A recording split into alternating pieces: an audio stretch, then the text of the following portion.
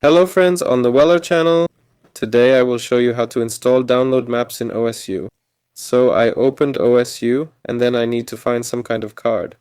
To do this, I go into the browser and write maps for OSU here. That's it. And accordingly go to the bitmap list. Yes, that is to the map list. So choose your favorite, well, whatever you want, card, yes, and accordingly download it. But first you need to log into your account. That's it. And after logging into the account, respectively, I choose bitmaps again, download the map. That's it. And just open this file. If you don't open with OSU, then right click, click open with, and select OSU.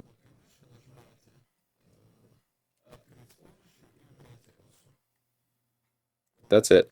And accordingly, we installed a map. That's it. That's all. Like, subscribe to the channel. Weller was with you. Goodbye, everyone.